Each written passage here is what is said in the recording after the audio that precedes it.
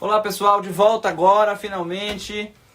Desculpa a todo mundo que já estava lá conectado com a gente por essa reconexão, mas foi o único meio que eu tive de conseguir viabilizar essa live de hoje, que vamos conversar sobre a questão da gestão da nossa vida do ponto de vista financeiro, para que a gente possa dar uma condição melhor para as nossas famílias no sentido da saúde mental.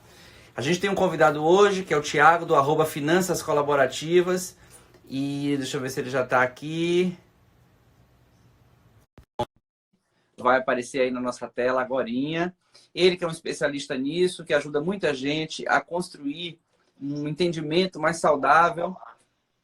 Olá, Thiago, seja bem-vindo. Olá, boa noite, Alessandro. Tudo bem? Muito Tudo. obrigado aí pelo convite. Eu que agradeço a gentileza de você poder participar. É claro que a gente poderia estar melhor, ninguém gostaria de estar vivendo essa situação. Eu fiz uma espécie de editorial antes da nossa conversa, falando que a nossa conversa é uma conversa um pouco restrita a um grupo de pessoas que tem o privilégio de fazer alguma gestão financeira nesse momento. A imensa maioria do nosso país, infelizmente, não tem essa condição, vive numa situação calamitosa, sem a crise, e com essa crise de pandemia e de cenário de distanciamento social, seguramente estão passando por situações muito difíceis. Ao mesmo tempo, a gente tem visto uma rede de pessoas se organizando para tentar ajudar, especialmente os trabalhadores informais. Eu mesmo tenho participado de várias dessas redes e tenho visto que isso tem, de alguma maneira, se espalhado solidariamente por aí. Mas a gente tem também um grupo de pessoas que tem algum recurso, que administra algum dinheiro, que vive de uma maneira mais ou menos confortável, mas que está extremamente ansiosa porque foi pego de surpresa ou porque está com medo de um grande caos social. E são muitos, Thiago, muitos os pais que realmente citaram isso para mim. E como a gente sabe que o manejo adequado dos pais, do ponto de vista do seu estresse, da sua ansiedade, ele é decisório para a construção de uma ambiência saudável para crianças e adolescentes, é por isso que a gente te convidou.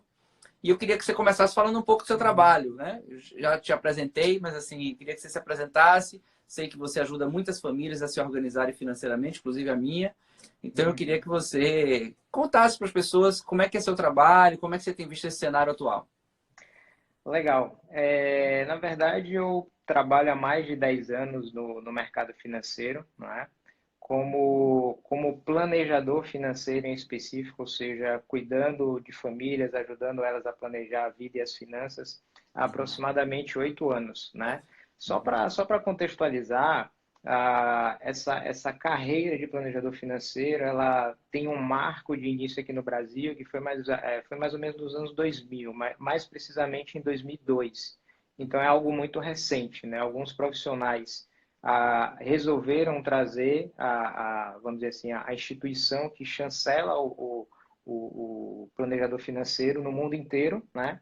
E aí eles fundaram, na época, o Instituto Brasileiro de Certificação de Profissionais Financeiros, dando, vamos dizer assim, o início a essa carreira, né? Então, eu me certifiquei como planejador financeiro, é, e aí dei seguimento à minha carreira, né? Então, hoje eu sou um dos sócios da Life Finanças Pessoais, que é uma empresa que está presente no Brasil inteiro. E, além disso, hoje eu sou embaixador também para a região Bahia dessa associação, né? Que é a Planejar, que é a associação que hoje detém aí, vamos dizer assim, essa certificação e chancela os profissionais dentro desse contexto. E aí, como eu falei, há mais ou menos 8 anos, eu tenho acompanhado diversas famílias aí na condução, né, do seu planejamento de vida, contribuindo através do planejamento financeiro, que engloba, vamos dizer assim, diversas áreas, né? A gente vai desde a gestão do fluxo, tem a parte dos investimentos, planejamento sucessório, gestão dos riscos, então é algo bem amplo, né? E assim, nesse momento em específico, eu digo que a gente está trabalhando em um momento, vamos dizer assim, daquelas pessoas que já eram meus clientes, muito esse aspecto da gestão do risco, propriamente dito, né? A gente sabe que na nossa vida, de um modo geral, nós estamos corremos alguns riscos, né? Apenas por estar vivos, né? E a gente precisa, sim, através do planejamento financeiro, fazer um trabalho muito bom de base para que, quando a gente tem esses impactos de maior magnitude, a família em si e a pessoa em si, ela não sinta tanto esse impacto. Mas, de fato, esse é um momento que, vamos dizer assim, ninguém estava esperando, né? E chega a ser curioso, porque os primeiros casos lá em dezembro, começando a ser noticiados em janeiro, mas a gente não imaginava que ia tomar tal dimensão, né? Então, Sim. de alguma forma, pegou todo mundo de surpresa e, obviamente, a primeira coisa que vem à mente é como é que vão ficar minhas finanças, né? Como é que eu vou pagar minhas contas, como é que eu vou sobreviver, como é que vai ser o dia de amanhã. Então, são muitos questionamentos que esse âmbito financeiro acaba trazendo na vida de todos nós aí nesse momento. Então, tem sido um É, momento bem, bem especial. e é verdade que todos os estudos que a gente conseguiu reunir, já que a situação é inédita no Brasil, a gente nunca viveu isso, então o que a gente tem tentado fazer é pegar experiências de outros lugares que têm publicações científicas sérias para que a gente possa entender como manejar a saúde mental nesse processo. Vários estudos, Thiago, nos Uhum, pontuaram duas situações que eu acho que tem muito a ver com o seu trabalho. Uma é a construção de uma rotina e a outra é a construção de um planejamento. Ou seja, é perfeito. incrível como as coisas estão casadas, né? Eles defendem que a construção de uma rotina ajuda a atravessar os dias em casa e que a construção de planejamento gera uma perspectiva de futuro que Uhum, alivia, de certa forma, a nossa ansiedade e faz com que a gente racionalize a crise, uhum, desenhando passos interdependentes que possam chegar em algum uhum, lugar para resultados diversos, não somente do ponto de vista uhum, de financeiro. E uhum. especificamente do ponto de vista financeiro, na sua condição de planejador financeiro, que medidas mais pontuais você acha que agora... Eu tenho algumas dicas, né, do ponto de Uhum, vista mais psicológico, que é, em primeiro uhum, lugar, não adianta o pânico. O pânico, como eu disse no outro vídeo, ele nubla, ele impede, ele cria uma cortina de fumaça e ele impede que a gente uhum, use as nossas capacidades de planejar, de perceber a realidade, de desdobrar consequências. Então, se a gente tiver uhum, ativado nessa perspectiva da ansiedade, a gente perde a capacidade de planejamento. E o que a gente precisa agora é de bom senso, criatividade e planejamento. Então, do ponto de vista psíquico, essa me parece a uhum, saída uhum, mais adequada. Do ponto de vista uhum, financeiro, que atitudes práticas, para quem está nos ouvindo, que seguramente são pessoas das mais diversas áreas, a gente pode tomar num cenário A e B. No cenário A, uhum, aqueles que já se planejaram, têm alguma reserva e, portanto, tem ali alguma possibilidade de fazer uso dessa reserva para fazer frente às dificuldades pontuais. E no cenário B, aqueles que não têm essa reserva e que realmente dependem dos seus salários, das suas remunerações, os profissionais liberais que estão aí nos ouvindo. Nesses dois cenários, o que você recomendaria, assim, de maneira mais macro? Legal. Esse ponto que você falou, do impacto inicial, ele é muito interessante porque o primeiro impacto que a gente tem é um impacto mais instintivo, né? Então, é Uhum, sobrevivência. Então, a gente começa a desenrolar um monte de historinhas ali na nossa cabeça, meio que ainda no mundo uhum, imaginário. E isso acontece também com a parte das finanças, né? A gente tende uhum, muito a fazer um processo que a gente chama, que a gente estuda, que é a contabilidade mental, né? Então uhum, a gente começa a dizer, nossa, como é que eu vou pagar isso? E aí vai somando valores de uma maneira meio aleatória, né? E aí quando a gente vai ver, parece que a gente tem um número muito grande, uma situação muito desafiadora, né? Então, como você bem uhum, falou, o primeiro processo, até antes da gente chegar nesse cenário A e B, é o que você falou, é o racionalizar, tá? E como é que eu vou racionalizar nesse aspecto em específico, tá? A gente precisa imaginar, e aí vamos pegar primeiro a questão da receita, tá? Então, a gente vai imaginar uma família, né? A marido, mulher, e aí a gente vai ter ali a possibilidade dos dois serem geradores de receita, de um dos dois serem geradores de receita, tá? Então, a uhum, gente precisa imaginar nesses próximos 2, 3 meses, tá? Esse, vamos dizer assim, seria o prazo inicial que eu recomendaria para fazer essa análise, como que vai ficar essa receita. Então, as pessoas podem ter tido uma perda de receita parcial, podem não ter tido uma perda de receita e pode ter ou também total. acontecido, ou casos de perda de renda total, né? Então, é importante a gente projetar, poxa, como é que eu vou ficar nesse aspecto em específico em abril, maio e junho, né? Uhum, E aí, a gente também tem que, de alguma forma, resgatar também a parte das despesas, né? Então, até fazendo uma diferenciação, né? Nesse momento em específico, a gente precisa ser muito focado em um plano de gastos, tá? uhum, Fazendo uma diferenciação, a partir do momento que eu monto um plano de gastos, que é como eu vou escolher gastar aquele meu dinheiro nesses 3 meses, Uhum. Aí eu preciso de um orçamento que vai me servir de base para acompanhar esse plano de gastos, tá? Uhum. Então, primeiro é necessário definir de maneira intencional e segundo é necessário também fazer o acompanhamento daquilo que foi, obviamente, definido, tá? Uhum. Então, uma vez que eu tenho, vamos dizer assim, esses dois pontos bem dimensionados, eu vou conseguir entender nesses próximos 3 meses se eu vou ter um déficit, se eu vou ter um superávit, se eu vou ficar no 0 a 0, né? E aí a gente tem que levar em Desculpa, consideração... Thiago, lhe Oi. interromper. Só para a gente esclarecer o que é o déficit, o que é o superávit, porque eu imagino que algumas pessoas que estão nos Tá, ouvindo talvez não estejam tão assim enfronhadas nessa terminologia. Isso nessa pergunta.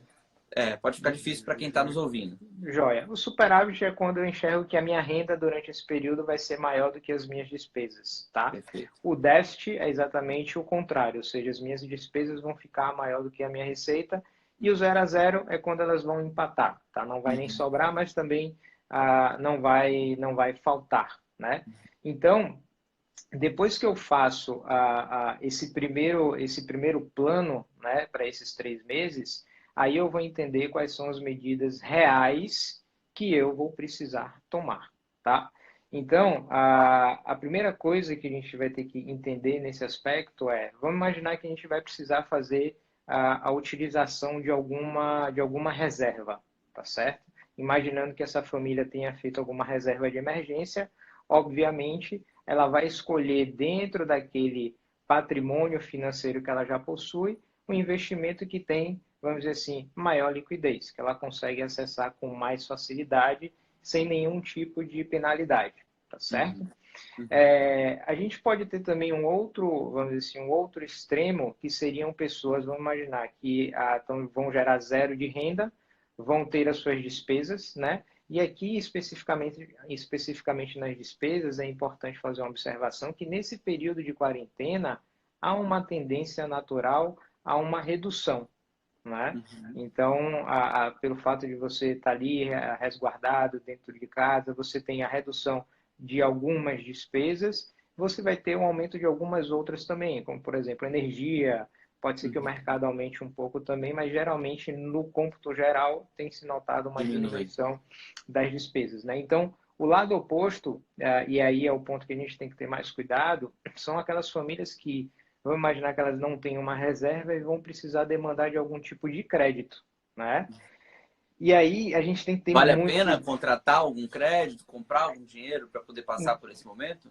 Então, caso a família não tenha reserva, tá? Ela vai precisar contratar um crédito, tá? Mas existe a forma certa de fazer isso. A forma certa de fazer isso é justamente primeiro você ter a real, vamos dizer assim, noção do quanto que você vai precisar.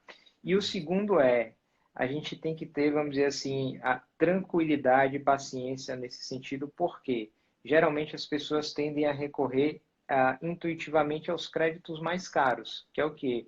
Aquele crédito que está disponível no aplicativo do banco, ou aquele crédito que está disponível no caixa eletrônico, ou que está disponível na internet. É o Em mais geral, fácil, não são mais os caro. melhores. São os mais caros, tá? São Aham. os mais caros. Então, a recomendação aqui você liga para o gerente do banco para entender quais são as condições, até porque alguns bancos eles estão estabelecendo algumas condições diferenciadas para esse momento, né? Então, vale a pena e aí você tem que fazer isso, que é negociar a taxa. E um outro ponto muito importante você tem que pedir uma carência para Começar a começar a pagar. pagar esse empréstimo. Então, quanto mais para frente, então você tem que brigar por taxa, você tem que brigar também por essa carência, né? E aqui também é importante, Alessandro, que as pessoas tenham uma ideia como é que funciona, vamos dizer assim, essa questão do crédito mais caro para o mais barato, né? Então, vou imaginar que o mais caro são esses que eu falei, que eles estão disponíveis ali, que você não precisa contactar ninguém via eletrônico, tá? Depois a gente vai passar para o crédito direto ao consumidor, que é aquele quando você liga para o gerente e você vai ter ali também uma taxa um pouco mais baixa. Você tem outros que têm uma possibilidade também de ter uma taxa um pouco mais barata, que se você tiver algum carro que seja livre, ou seja, não esteja financiado, você pode dar ele em garantia, tá? Que aí o banco ele já tem uma segurança maior, ele pode te dar uma taxa. E você pode, inclusive, até chegar a um extremo, se você precisar de uma necessidade muito grande, de, caso você tenha um imóvel livre e desimpedido, também dá como garantia, tá? Mas aí a gente tem que ter, obviamente, muito cuidado com quantias maiores também. Tem que ser bastante planejado esse crédito, né? E aí a gente tem aquele que é o mais barato, na maioria das vezes, vamos dizer assim, para quem não tem bem, que é, se alguém tem algum vínculo concursado, né, você tem a possibilidade do crédito consignado, que ele é descontado em folha, tá? Tem muitos colegas, Thiago, tem três perguntas aqui, né? Uma é essa ideia da racionalização, que eu acho que isso é fato, todo mundo está concordando, e vários colegas profissionais liberais, né? Então, assim, vários psicólogos, vários médicos, vários dentistas. Então, são pessoas que, em geral, elas não têm uma formação específica no sentido de empreender, entender o seu trabalho como um negócio. Então, nós somos, em geral, muito interessados na parte técnica, em nos formar para prestar o melhor serviço. E, em geral, com muito pouca habilidade no sentido da gestão. E a pergunta é, como é que fica para essas pessoas que são tão pouco familiarizadas nesse cenário, esse planejamento e essa percepção? Ou seja, vale a pena, porque há um receio muito grande de muitas pessoas na contratação desse crédito, de que depois, como não se sabe em que cenário vão estar os serviços a posteriori essa crise mais aguda, então vale a pena, será? O risco é grande ou não é de contratar? Ou seja, vale a pena tentar enxugar o máximo e não contratar? Ou é melhor tentar contratar numa condição boa para ter um fôlego, inclusive se preparar para esse retorno, quando as pessoas começarem a sair às ruas, que os serviços não vão estar funcionando a pleno vapor? A pleno vapor, exatamente. Você falou uma coisa interessante, Alessandro, que é para os profissionais liberais, quando eles forem dimensionar a, as suas despesas, eles vão ter que levar em consideração, eventualmente, vamos dizer assim, uma despesa que ele também tem com a sua profissão. Um psicólogo, ele vai ter lá os turnos ou a sala que ele tem, um dentista, ele vai ter um consultório, um médico também. Então, é muito importante que ele também faça, vamos dizer assim, o dimensionamento desses custos, porque de alguma forma vão ter alguns custos ali que eles vão precisar E, pagar. e vai virar um custo pessoal, né? Porque se ele não E está tendo vai... a receita profissional, ele vai ter que arcar com isso de alguma maneira, né? Exatamente. Então, a gente precisa, de alguma forma, incluir dentro, vamos dizer assim, dessa conta, né? E você acha Então, que vale a pena negociar com fornecedores nesse momento, ou seja, nos espaços, aqueles que têm seus imóveis para atendimento alugados, equipamentos, aqueles profissionais que alugam com equipamentos e tal? E tem uma outra pergunta sobre que iniciativas, e essa fica para depois, o governo está disponibilizando, seja para crédito empresa, seja para pessoa física, para tentar amenizar desculpa, essa situação. Joia. Na verdade, acho que as duas coisas até se conversam, né?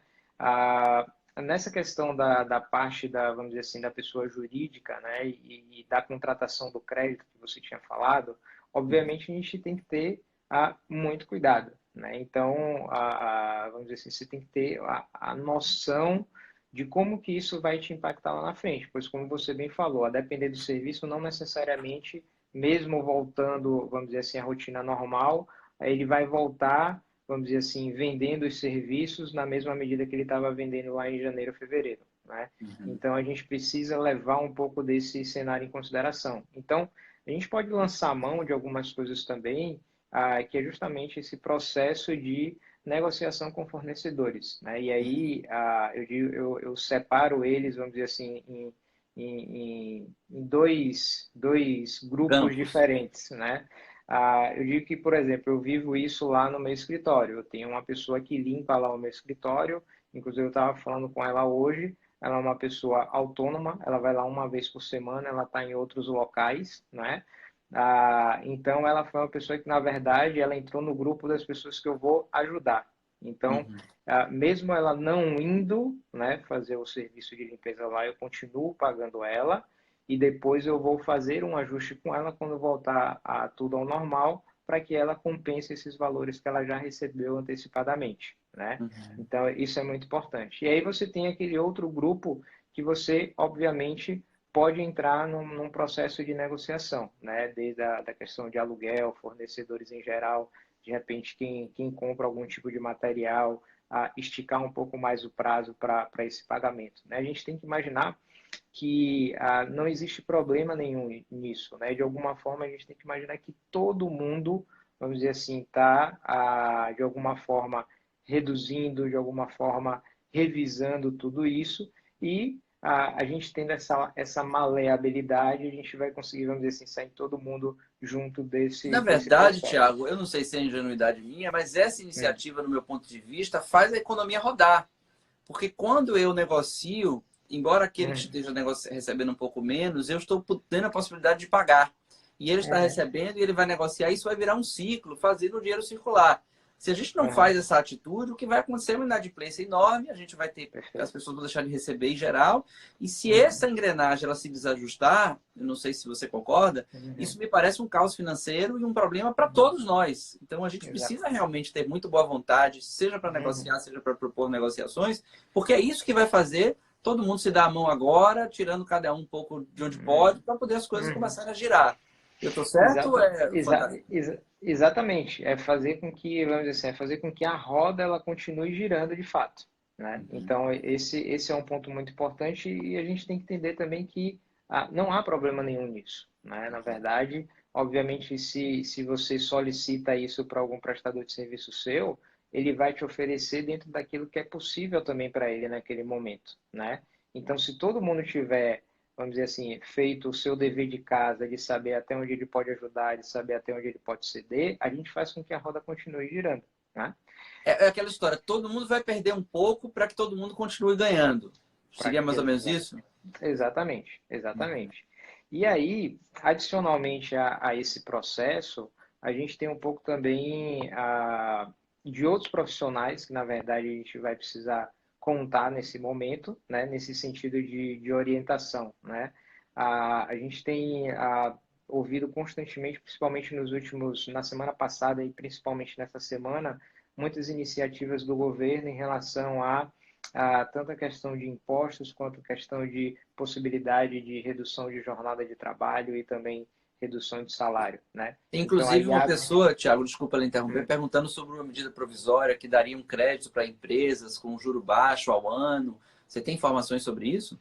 Então, na verdade, existiram duas iniciativas, né? Uma é uma iniciativa específica, que na verdade, ela é voltada para empresas que faturam a partir de 350 mil ano até 10 milhões, que é um crédito que ele vai ter um custo baixíssimo, que é 3,75 ao ano, tá? Mas que ele é específico para pagamento da folha de funcionários, ou E seja, vai direto para o funcionário, né? vai direto para o funcionário, ele contrata através do banco dele, vai direto para o funcionário. E essa semana teve também uma outra liberação de um crédito através do BNDES, que na verdade esse é um crédito geral que vai ajudar micro e pequenas empresas, né? Então, desde, vamos dizer assim, do profissional liberal até empresas que faturam ali, acho que 10 milhões ano, acho que vai poder, acho não, vão poder contratar esse crédito. E esse crédito ele é contratado não diretamente do BNDES. Então, ninguém vai precisar sair correndo para tentar se relacionar com o BNDES. Isso aí acontece através do seu banco. Então, tá? Uhum. Então, o BNDES disponibiliza a linha através do banco. Então, você entra em contato com o seu gerente para saber da disponibilidade.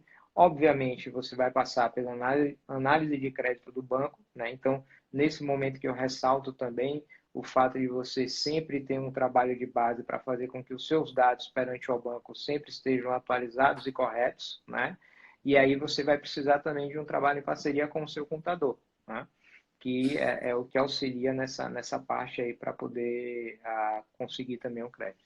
É, uma amiga minha que está nos assistindo aqui, Samira, ela disse que a pandemia está nos ensinando sobre a economia, né? Sobre rever esses Perfeito, cenários e perfeito. sobre os modelos econômicos muito vorazes que a gente tem por hábito, Uhum, né? Especialmente em uhum, país em desenvolvimento como o nosso, e uhum, que, de alguma maneira, a gente está tendo que reaprender também nesse cenário. Então, acho que é muito importante para os colegas, profissionais de saúde, pequenos empresários, ou mesmo empresas maiores que faturam aí, uhum, como você falou, os 10 milhões por ano, que possam entender que existem alternativas, estão no mercado, há uma movimentação para isso, os bancos estão tentando, porque é um entendimento de que isso é bom para todo mundo, né? Então as pessoas uhum. estão entendendo que agora vamos ter que fazer esses acertos. Então, seria importante quem está nos Exatamente. ouvindo pôr a cabeça no lugar e pensar nessas estratégias que o Thiago está sugerindo, porque elas podem ser muito úteis. E por que eu estou falando isso? Exatamente. Porque eu ouço de alguns pais, Thiago, medidas extremas. Então, Uhum, assim, pega uma planilha financeira e quer cortar tudo, sabe? Aquele uhum, desespero mesmo. Ou seja, vê-se que as pessoas não estão usando a nossa capacidade de planejamento, estão usando talvez uma resposta mais amidalar, mais de susto, de pânico, né? Então a gente precisa uhum, pensar o que é que precisa ser cortado e tal. Na sua experiência de planejador ou de auxiliar no planejamento uhum, financeiro, o que é que você sugeriria numa planilha pessoal que são cortes possíveis e quais aqueles que realmente são cortes que não dá para a gente fazer? E às vezes é um corte que é pouco expressivo para o uhum, trabalho que ele vai dar ou para o uhum, impacto negativo sistêmico que isso pode ter para os uhum, outros. Como é que você uhum. imagina isso? Tá. Na verdade, existem alguns cortes, vamos dizer assim, que teoricamente eles devem acontecer, vamos dizer assim, naturalmente, né? Que é o fato de você estar ali em quarentena com a família, dificilmente você vai gastar com roupa, a não ser que você resolva fazer compra online, né? Mas na maioria dos casos, roupas, viagens, naturalmente isso vai reduzir dentro do vamos dizer assim, do orçamento, né? Existem outras contas que valem a pena, vamos dizer assim, você usou uma palavra ainda agora que é bem interessante, um termo que as pessoas estão sendo convidadas a se revisitar como um todo, inclusive nessa parte financeira, né? Então é agora que ele vai descobrir que ele tinha uma TV a cabo que ele nunca usava e que talvez ele não precise daquilo tudo. É agora que ele vai ver também que talvez o plano de celular dele pode ser revisto e que talvez a operadora dele tenha um plano mais barato, né? Então, essa revisão geral, ela acaba sendo muito positiva, né?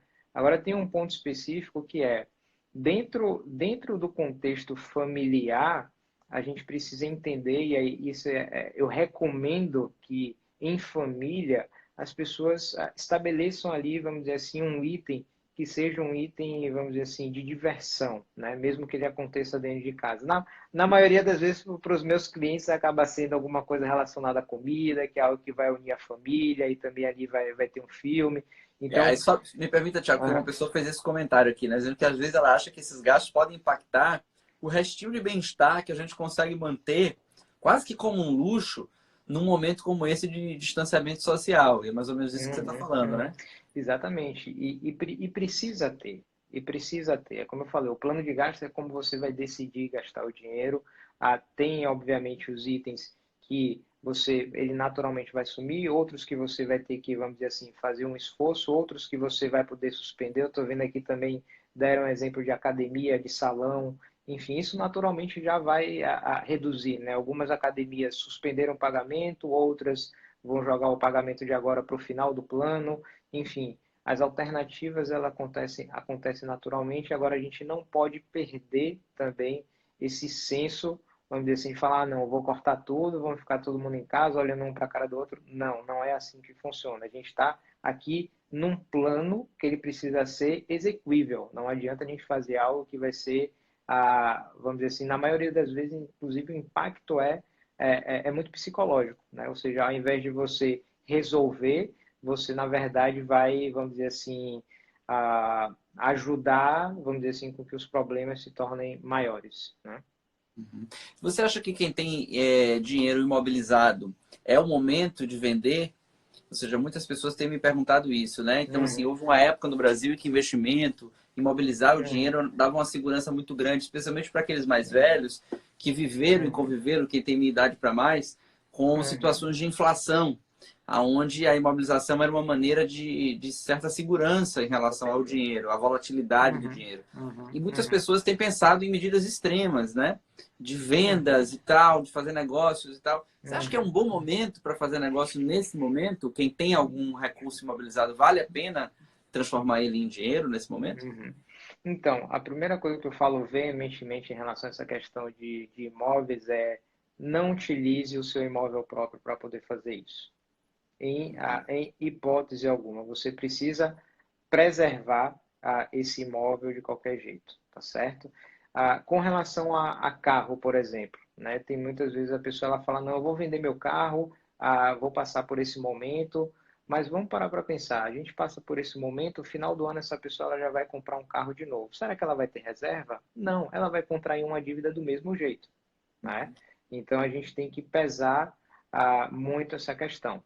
Se a gente tem, vamos excluir aqui, então, carro de uso pessoal e também imóvel próprio, né? Então, a pessoa ela vai ter, sei lá, um lote, um terreno, um apartamento, uma sala comercial e etc. Ela pode lançar a mão disso, mas ela tem que prestar atenção que, provavelmente, nesse momento, a liquidez imobiliária ela é baixa, né? Então, provavelmente ela vai estar fazendo um negócio que não vai ajudar, porque ela vai provavelmente, se encontrar, receber muito menos do que aquele imóvel valia, né? Então, nesse caso, inclusive, é muito mais interessante ela levantar o dinheiro, dando o imóvel em garantia, depois ela quita o empréstimo e aí continua com seu imóvel, né? Então, isso daí tem que ser bastante ponderado para que você não se desfaça de um bem por um preço que não é adequado, né? Isso quer dizer Exatamente. o quê? Vamos pensar, racionalizar, não tomar atitudes desesperadas. O Uhum. Marcos Barros, né, meu amigo, ele faz aqui uma pergunta. Você acha que a médio prazo os preços em geral estarão mais baixos que antes da pandemia? Dos imóveis? Preços em geral, né? Pelo que eu estou entendendo Uhum. aqui. Você Uhum. acha que a Uhum. economia vai precificar as coisas de uma maneira um pouco mais baixa para manter essa possibilidade de crescimento? Ou as pessoas vão tentar desesperadamente recuperar a perda e aumentar tudo para conseguir fazer uma receita imediata? Olha, na verdade eu acredito que a gente não vai ter um aumento significativo, né? Vamos entender aqui principalmente dessa questão dos serviços, né? Talvez pode ser que a gente tenha algum tipo de aumento dos preços relacionados mais a alimentos, né? Uhum. Pode ser que a gente tenha aí, vamos dizer assim, muitos produtos que acabam sendo exportados, como as pessoas hoje estão fazendo um volume maior de compra, pode ser que isso gere, vamos dizer assim, um problema, não é um problema na verdade, né, mas uma tensão na parte da oferta do alimento, né? Então isso faz com que os preços aumentem. Mas eu acredito que na parte de serviços, eu acredito que nesse retorno a gente ainda estaremos ainda nesse movimento de a gente precisa ajudar para fazer com que a roda continue girando, né? Então, provavelmente, quem adotar a estratégia de tentar colocar o seu serviço mais caro do que era antes para tentar recompor, provavelmente não vai funcionar, né? E com Uhum. relação à parte dos imóveis em si, né, a gente tem que entender que nesse momento as pessoas estão com um problema que é um problema de renda, né? Então, um problema de renda mesmo você tendo oferta de crédito, não necessariamente você vai ter um aumento de liquidez, né? Teve alguém que botou aqui que no Rio os serviços aumentaram o valor. Pode ser que nesse momento sim, porque agora, exatamente agora, você tem escassez de alguns serviços, né? Então, algumas Tanto, coisas específicas sim. tanto o Guto, abraço Guto, Guto Burgos, no Rio de Janeiro, falou isso, e também Sossó Cunha, abraço Sossó. Estão dizendo que no mercado, ou seja, tanto no Rio de Janeiro quanto aqui na Bahia, há uma sensação de aumento daqueles serviços que ficaram mantidos. Ou seja, aqueles Uhum, serviços que não. Os remédios, os uhum, mercados, aqueles serviços que continuam rodando. Aí a dúvida uhum, é, será que é uma certa. Muitas pessoas me falam isso, um certo oportunismo dessas pessoas para ganhar mais, porque esses serviços são indispensáveis, não tem como deixar de uhum, consumir, ou se é realmente uhum, porque houve um aumento de custos também, né? Porque uhum, agora uhum, existe uma logística de entrega, tem toda uma logística específica que também essas uhum. pessoas não estavam preparadas. Talvez isso tenha elevado um pouco os custos, né? Tem essa questão do custo, pode ter aumentado um pouco, e tem a questão também da oferta, né? Se a gente for pensar agora, por exemplo, na questão do álcool gel, né? Essa polêmica, né? Então, você está tendo uma demanda muito grande, isso está gerando uma escassez de oferta, e aí, Uhum. obviamente, a gente tem que entender também, no começo, inclusive, eu vi algumas pessoas tentarem, vamos dizer assim, trazer isso para o lado oportunista, mas acabaram que foram penalizados e teve aquela questão de você limitar quantos você pode comprar e etc, para que todo mundo se ajude também, né? Então, Uhum. de alguns pontos específicos, com um excesso de demanda, um pouco de aumento de custo, você pode ter esse aumento realmente. O Guto está dizendo aqui que a logística em geral lá no Rio de Janeiro ela é cobrada à parte, então parece ser mesmo Uhum, uma ordem de aumento por conta dessa circunstância mais de oferta e procura. E sim. tem um dado, Tiago, que talvez você possa ajudar as pessoas que estão nos ouvindo, que muita gente ficou muito desesperada e começou a ter atitudes que a gente não via isso no Brasil há muitos anos. Eu me lembro, eu garoto, a gente fazia estoque de comida em casa, porque os preços eles eram modificados dia a dia, às vezes mais de uma vez ao dia. Então era muito comum se comprar muita comida e estocar em casa. Minha infância toda foi assim, porque eu tive uma infância na época da inflação e eu sei como foi isso. Então, a gente volta a fazer esse movimento, as pessoas estão se batendo por papel higiênico, estão lutando por álcool gel, acumulando comida em casa. Essa é uma estratégia do ponto de vista financeiro útil ou é mais uma agonia, uma aflição, uma falta de racionalização da estratégia?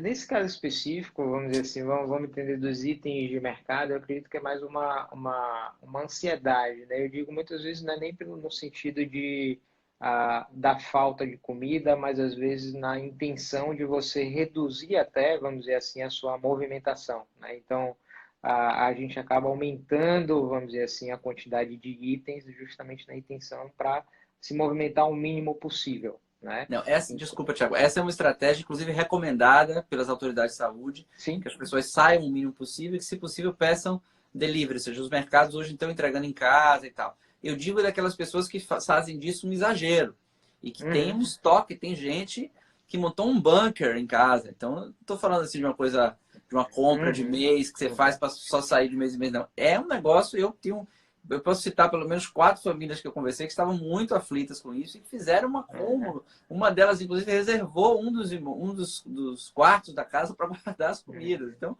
tem gente muito aflita com isso. Sim, Você acha sim. que essa é uma estratégia válida ou não faz o menor sentido do ponto de vista econômico?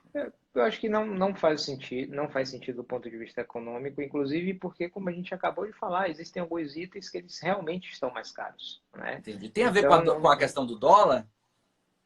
não necessariamente. Aí é mais uma questão de oferta e demanda mesmo, né?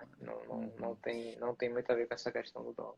Uma outra questão, Tiago, que eu acho que é bem importante é um certo medo de que esse estado calamitoso que a gente vive do ponto de vista da saúde atinja outras esferas da sociedade e a gente tenha desabastecimento de combustível, de comida, de água, de luz. Então há uma catastrofização da situação de maneira muito impactante. Tudo que eu li, mas eu não sou economista, você seguramente vai ter dados melhores do que os meus, é que me parece que não. Me parece que a gente tem uma condição aí de sobrevida muito boa e que isso não tende a acontecer. Porque isso implica também no aumento da violência, o recrudescimento da violência social e tal.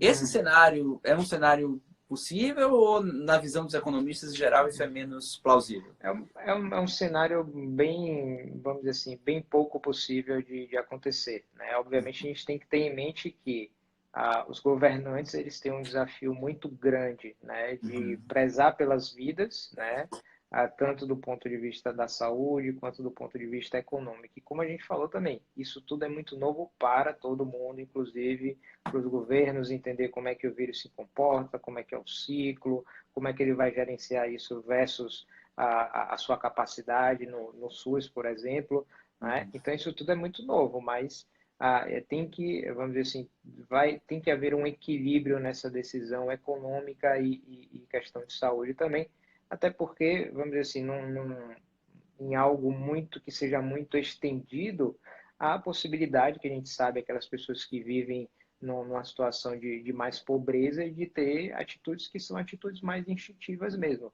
né? Então, de estar ali indo buscar a sua comida, enfim, eventualmente entrar no supermercado, alguma coisa do tipo. Agora, desabastecimento do ponto de vista de faltar alimento, faltar energia, enfim, as necessidades básicas, eu acho muito, muito, muito pouco provável.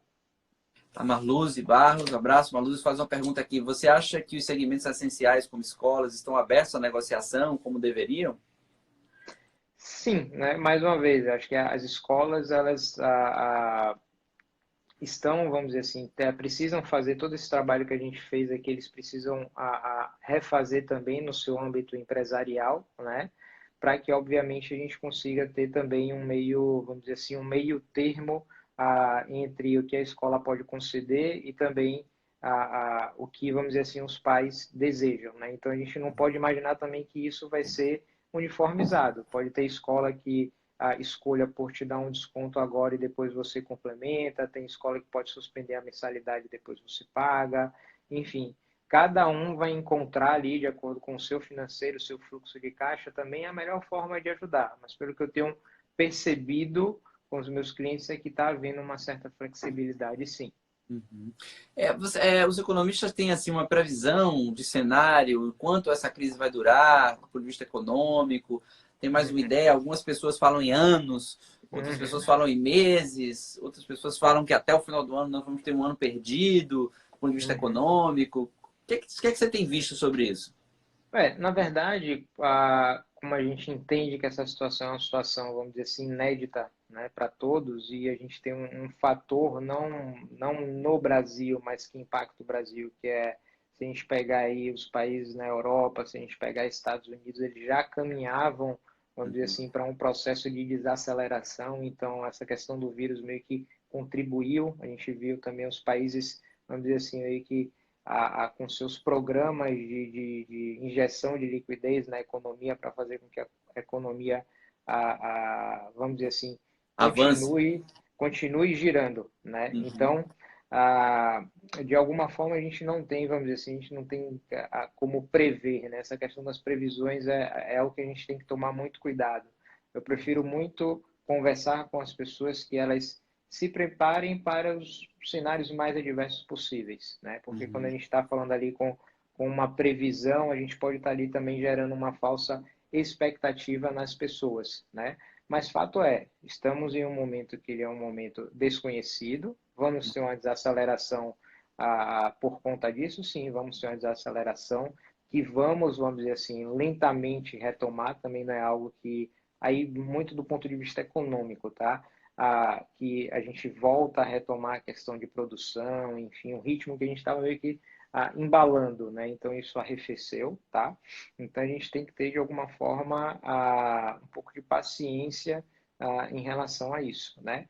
E o que eu tenho notado também, Alessandro, nesse Uhum. aspecto mais, vamos dizer assim, mais micro, menos macro, com as pessoas que eu tenho conversado, por conta da crise, são muitas pessoas, de alguma forma, tendo que fazer essa autorreflexão e se reinventando, inclusive, do ponto de vista profissional, na sua empresa, no seu consultório. Então, isso, de alguma forma, acho que alguém tem uma pergunta ali, novos paradigmas econômicos, né? A gente está vindo também o que eu acredito que já acontece há um bom tempo, mas que eu acho que vai ficar mais perto de todas as pessoas, né? Que é a questão da economia digital, do marketing digital, a questão do home office. Se a gente parar, eu acredito que isso vai ter realmente muito, muito impacto, né? E na verdade, assim, eu posso dar um depoimento pessoal, né? Eu nunca trabalhei tanto. Eu sempre trabalhei muito, mas eu Pois estou é. trabalhando como nunca, porque eu tive, as escolas estão trabalhando como nunca, os segmentos que eu mais estou próximo, eu vejo que a gente está Uhum, trabalhando como nunca, porque a gente está tendo realmente que se reinventar e dar conta desses novos trabalhos. A classe média, Thiago, no Brasil, é uma classe média muito conservadora, né? Adora um imóvel uhum, próprio, gosta de ter um dinheirinho no banco, com aplicações em uhum, geral conservadoras e tal, uhum, etc. E a classe média, quem tem a minha idade para mais, viveu a situação do governo segurar o dinheiro que estava no banco, como foi no Plano Collor, em vários países da América perfeito. Latina, com o Ralito e etc. Então há também um pânico, né? Nós, classe Sim. média, que temos ali um pouquinho de reserva, nosso suado dinheirinho Uhum, guardado no banco, de que haja um confisco desse dinheiro por parte do governo. uhum, uhum, Porque o governo, e aí entra também com a pergunta do Marcos, a ideia do endividamento, esse modelo de um Estado forte ou de um Estado mínimo neoliberal, esses ajustes aí que tem que ser feitos.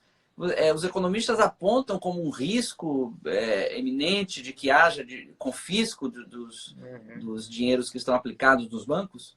Tá.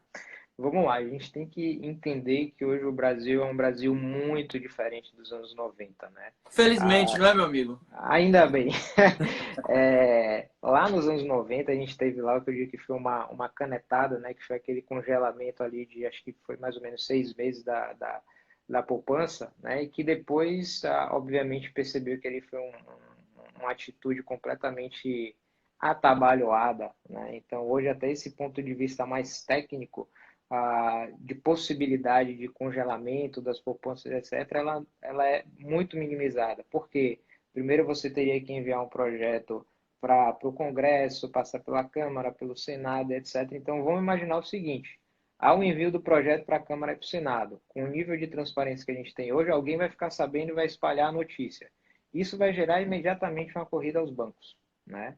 Então, isso, vamos dizer assim, meio que geraria um caos vamos dizer assim, na economia. E aí a gente tem que imaginar também que hoje a possibilidade da transferência do dinheiro eletronicamente, enfim, enviar para fora alguma coisa do tipo, tá? Nesse Então, sentido, Thiago, desculpa lhe interromper, ah, a celeridade com que a informação é democratizada está muito a nosso favor, né? exatamente, muito a nosso favor. E aí a gente, como eu falei, nós viemos evoluindo como país do ponto de vista econômico, tivemos lá em 2002, com a entrada do Lula, a quitação da dívida externa que a gente tinha com o país lá fora, né, com o FMI mais especificamente. E aí, vamos dizer assim, a partir daí o Brasil entrou, vamos dizer assim, dentro de um ponto de vista econômico, né, numa solidez bastante interessante. Então, hoje somos um país que temos reservas internacionais bastante robustas, temos crédito, vamos dizer assim, se a gente quiser pegar também, né? E, em última instância, o que é que acontece, né? O governo ele tem o potencial de ligar a impressora, imprimir dinheiro. Obviamente que isso tem uma consequência que ela não é boa, porque isso causa a inflação, né? Mas essa é uma última instância que o governo teria, que eu vejo hoje também como um pouco distante da realidade que a gente tem, né?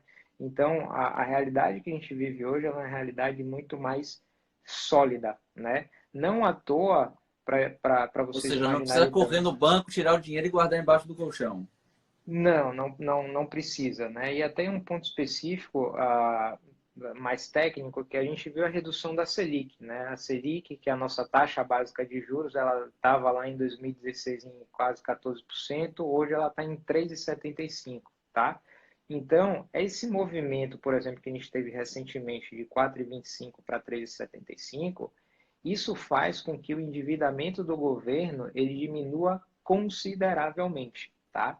Então a gente tem que imaginar que o Banco Central que está ali, o Copom, né, que é o Comitê de Política Monetária, decidiu por essa redução, ele também leva em consideração isso. A gente sabe que tem outros efeitos, que é a gente tem uma fuga de capital, o aumento do dólar, tá?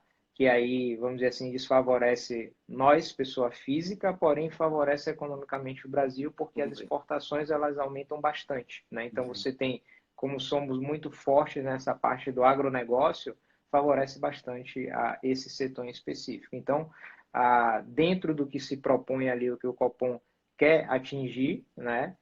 Ele está tomando as decisões dele ali nesse sentido, e hoje eu vejo o nosso cenário como muito mais sólido nesse sentido. Então, minha gente, o resumo da ópera é o seguinte. Marcos está perguntando aqui como e se devemos abordar o tema com os nossos filhos. Ótima pergunta, eu ia falar disso agora, Marcos. Abraço. Esse é um tema que atinge toda a família. O que eu tenho visto da postura dos pais, né? É uma corrida para desligar as luzes, falando de racionamento de comida, pensando, ameaçando filhos de tirar da escola particular para pôr na pública, quando o cara não quer fazer o homeschooling, a tarefa lá da escola. Então, pais desesperados, com um discurso absolutamente desconectado, falando Sim. coisas que deixam seus filhos mais vulneráveis. E tá aí o especialista que nos diz que o que precisa ser feito é serenidade, tranquilidade, bom senso e planejamento. Botar na ponta do lápis, ver realmente o que é que tem que cortar.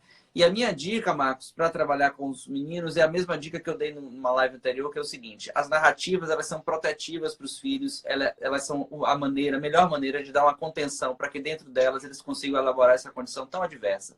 Faça uma boa narrativa, converse sobre isso com seus filhos, fale que algumas coisas vão ser repensadas, mas dentro de uma racionalidade, primeiro, do que ele pode dar conta de escutar e do que efetivamente é necessário que ele saiba e do que você vai fazer. Não adianta você estar dizendo que vai correndo para apagar a luz, mandando desligar o chuveiro elétrico, dizendo que vai haver racionalização de comida, porque na verdade isso não vai acontecer e isso gera um nível de tensão ainda maior em você e em seu filho, que é absolutamente desnecessário. Então, ouçam as orientações do especialista, planejamento, tranquilidade, bota na ponta do lápis, pensa em 2, 3 meses na frente. E com isso, nós que temos uma condição altamente privilegiada no nosso país, vamos ter a chance de sair disso de uma maneira com algum prejuízo, com alguma dificuldade, mas de uma maneira inteira, firmes. E enquanto isso, pensem nessas outras pessoas que não tem essa condição, nos nossos funcionários domésticos, nos nossos prestadores de serviço mais simples, no cara informal que vende fruta na sua rua, e pense como a gente pode fazer, mesmo sendo difícil para a gente, para ajudar essas pessoas. Porque no caso dessas pessoas, não é como elas vão perder menos ou como elas vão ficar garantindo sua saúde mental. O que está em jogo é a sobrevivência, é a possibilidade de atravessar isso sem passar por um prejuízo financeiro tão importante que comprometa a sua subsistência. Vou passar a palavra para o Thiago se despedir e dar o seu último conselho. E queria agradecer a todo mundo aí, a audiência, a possibilidade de estar aqui nos ouvindo.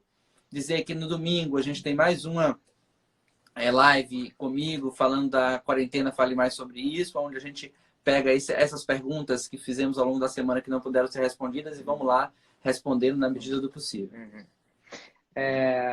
Vamos lá, Alessandro. Acho que o ponto é a gente precisa de serenidade, tá?